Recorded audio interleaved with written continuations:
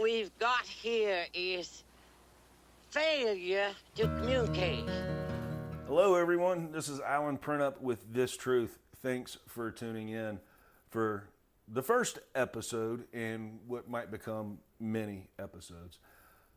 Just want to review some things from the week. Today is Sunday, the 14th of September, so kind of reviewing everything that's occurred over the past week. This is strictly off the cuff. I have not rehearsed anything, haven't looked anything up. Just everything that I've seen and heard this week, and then my thoughts and perceptions on those topics. Let's see. There was the Phillies Karen. I don't like referring to her as Phillies Karen, but everybody knows who I'm talking about when I say it. The lady with the at the Phillies and I think it was the Mariners game, that there was a fly ball. A dad got it, give it to his son. She encountered both of them. Encountered the dad, and he gave her the ball, and it was like go away. So yeah, that was an interesting story, and it was cool that the hosting team, I think it was the Mariners, that gave the kid a goodie bag, and the Phillies arranged a meet and greet and got a signed bat. So I'm glad the way the two teams responded to that event. And when I was a kid going to baseball games, I'd have my glove and wanted to catch a fly ball too. My experience, it's whoever gets it first. So was it his? Was it hers? I don't know. I just seen the video. I'd like to say him, but he did come from way over here, go over there. So maybe it was hers. I don't know. But it was cool that, it worked out positively for that kid, and he didn't have any type of negative trauma from that. So that was pretty cool. There's in the news this week, it was also the school shooting in I think Minnesota. Horrible event. I don't like hearing about mass shootings, gun shootings, school shootings, whether it's at a concert festival, out on the street, in a school, in a church. I don't like any of them. I don't like violence. I don't. Violence is necessary. Unfortunately, war is still part of us as a species, and I don't like it. But that was another story, absolutely horrible. Thoughts and prayers out to those that were, affected by that. Also heard in the news about some Democratic leadership that fell victim to gun violence. Absolutely horrible there. I don't know much about that. I didn't look into it. Thoughts and prayers there. And then the biggest event of the week was the assassination of Charlie Kirk. Horrible what happened to him. And that seems to have dominated, all news cycles every day. I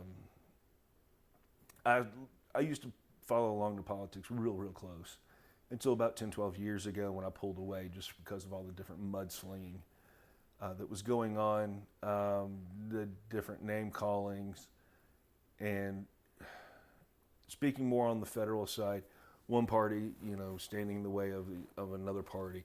They're not working well together.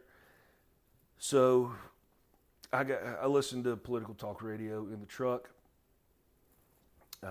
watched commentary, and listened to what everybody had to say. If I had the ability to tune in and watch a Senate hearing or a House floor debate or vote, I would. And I just like being informed of what's going on in our country. In today's instant information age, we get to watch how the sausage is being made. And it's revolting on the way some of these politicians are treating each other, especially how they are in the media. And the media is not off scot-free on this. You get the media personalities that are part of the problem as well. A lot of falsehoods being stated about other people. based on opinion, and that's why I stopped watching the news. Too many opinions, too many bias, and too much overuse of negative drama in order to get people to watch their station or click on their website.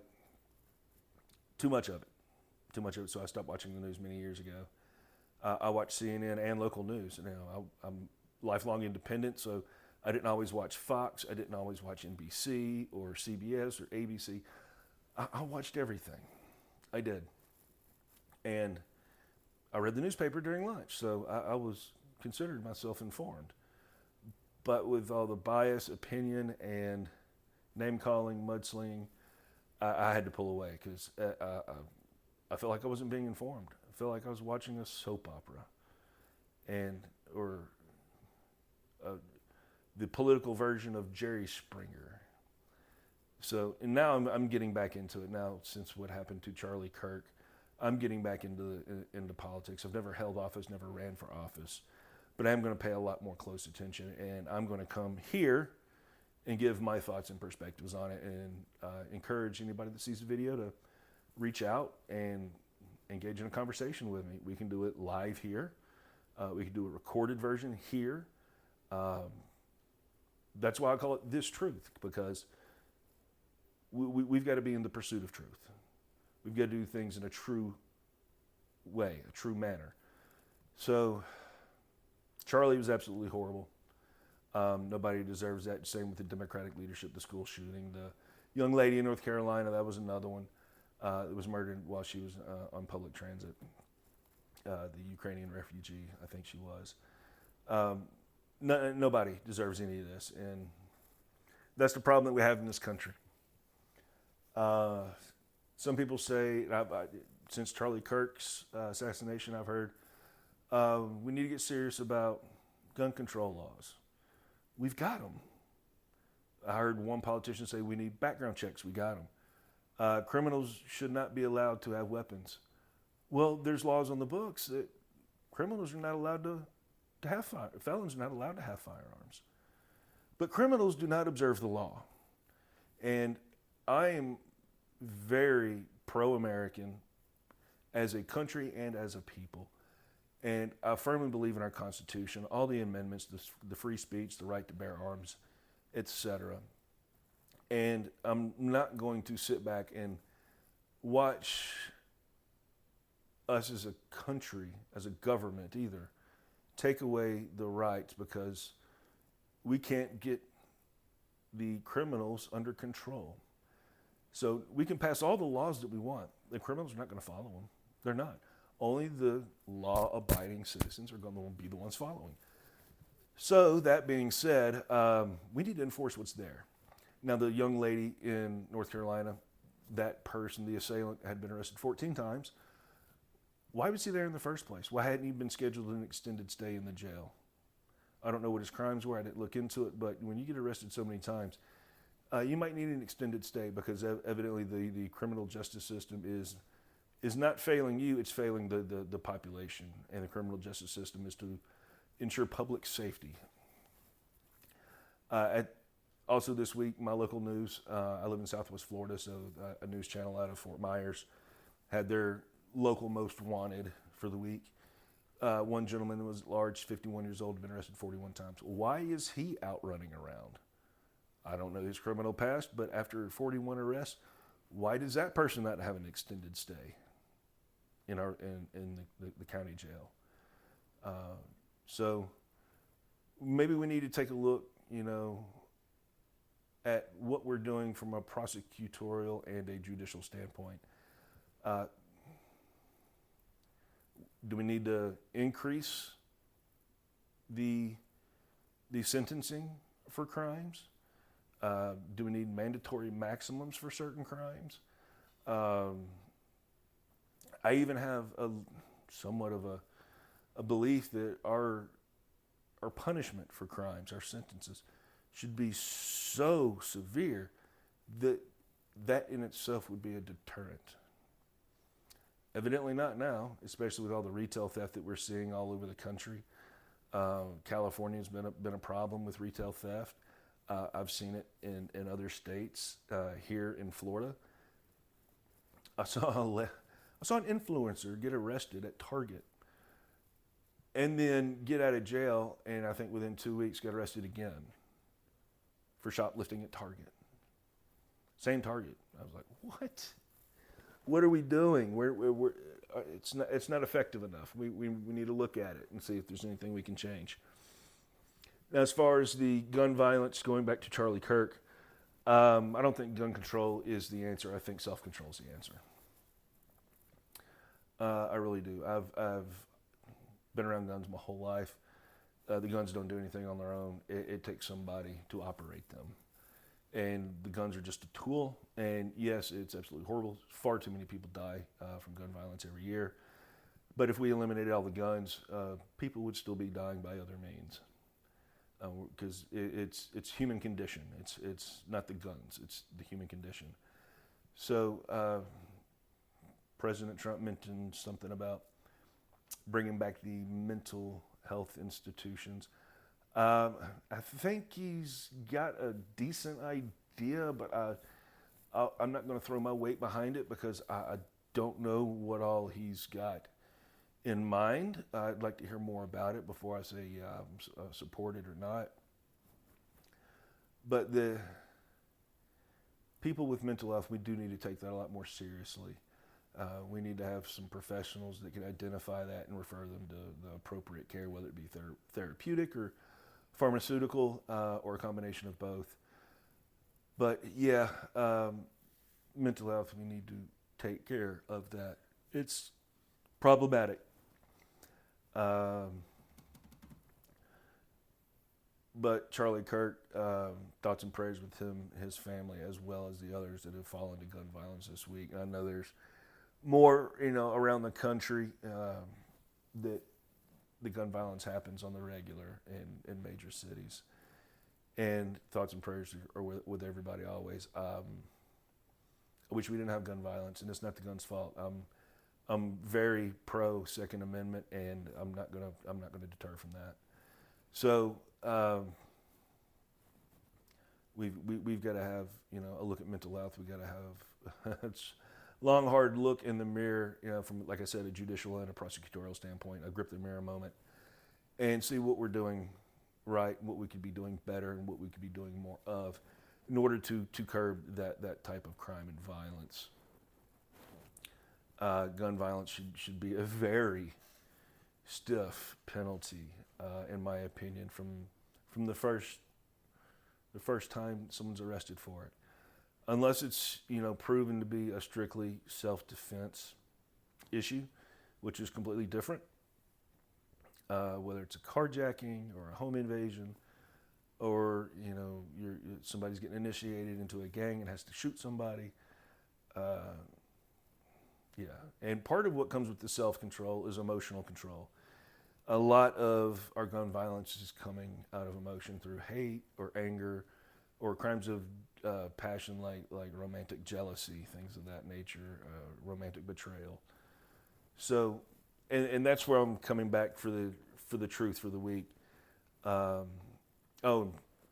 President Trump announcing that he's sending federal resources to Memphis. Good, they need it. Being a born and raised Memphian, fully believe it. I live in Southwest Florida now. But up until 3.5 years ago, like I said, I moved out of Memphis 30 years ago. 3.5 years ago, I moved out of the Memphis area. I was just over the Mississippi state line in northwest Mississippi, so I was frequenting Memphis often. So I'm well aware of everything that goes along with Memphis. The Memphis mayor, I did happen to find the presser that he held, the other city leaders, and he wants money. He doesn't want boots on the ground. He wants money. I'm like, okay, well, Memphis has a bad history with money. So money's not going to do anything. So I'm in support of Trump doing what he's doing. I don't see it as a fascist move. I see it as a leader getting serious on crime. That's how I see it. Now, you might feel different, and that's okay, and I'd like to hear about it. But that's just how I see it. And please, don't be angry with me, because I see through a different lens than you do. And that's the whole point of this video and this podcast, is to hear other people's positions, just try to see things through the lens of other people, not just our own, to get away from our own individualized tunnel vision, see things in a more broad, objective way. And so we can educate and inform one another, because we only know what we know. We don't know what we don't know, and how we bridge that gap is through talking with one another, hearing other sides, listening to people that don't agree with us or we don't agree with them, and finding out the why, the seek to understand. Seek first, understand. Listen more than we talk. And my challenge, I'm going to end this on a challenge, to everybody in government, city, county, state, federal government, mainstream media, personalities, the big podcast personalities that were former in the media, like Don Lemon, Bill O'Reilly, what's the other one? Candace Owens. She wasn't in the mainstream media, but you get the idea. These people that existed in the same space as Charlie Kirk. Your words have an effect. Okay? Governors, city leaders, the president, vice president, everybody. The challenge for the federal government and our elected officials, whether it's city all the way up to the federal, is you are elected leadership. And I would expect everybody in elected leadership to conduct themselves in a professional manner. Kind of like in a corporate speak kind of way. Neutral, sanitized language. It's not offensive to anybody. And speak the truth. Quit all the damn name calling, the mudslinging, and the mislabeling of people as being one hateful term or another. Because our words are going to have effect on somebody, somehow, some way. But we don't know exactly how or to what extent. So if we say something collectively enough that is wrong about somebody, it could energize or radicalize somebody into doing something extreme. And we don't want to do that. As a people, we don't want to do that. We want to come together homogeneously, learn from each other, and move forward very amicably, collectively as one. One voice, one America. And be an example to the rest of the world of how so many different beliefs and how many different cultures can all come together under one idea harmoniously and move forward. So that's the challenge for this truth. Kindness and respect. We're going to focus on those two this week. So all of our elected officials, media personalities, podcasters, or just the common person doing a Facebook Live, leave the emotions aside. Be considerate, kind, and respectful to others. And let's talk about it. Let's talk about it. Because not everybody's going to agree with me. I don't agree with anybody else, but I'm not going to say anything bad about anybody, even when I'm alone. I don't do that. And there's been some people that have done some pretty bad things to me in my past life. And I don't say bad things about them. I don't. Because I don't want to be a bad person. I want to be a good person. And I want to be a better person tomorrow, and even better the day after that. And that's kind of my path and my quest of personal refinement, is to improve day in, day out, day after day, improve myself as a person internally and externally. And that's the challenge I put out there to everybody else. Kindness, respect. Let's listen more than we talk. Let's have a discussion. Let's talk to one another. Let's get it figured out. And hopefully we can be the change that we want to see in this world. For This Truth, I'm Alan Printup. We'll see you next time.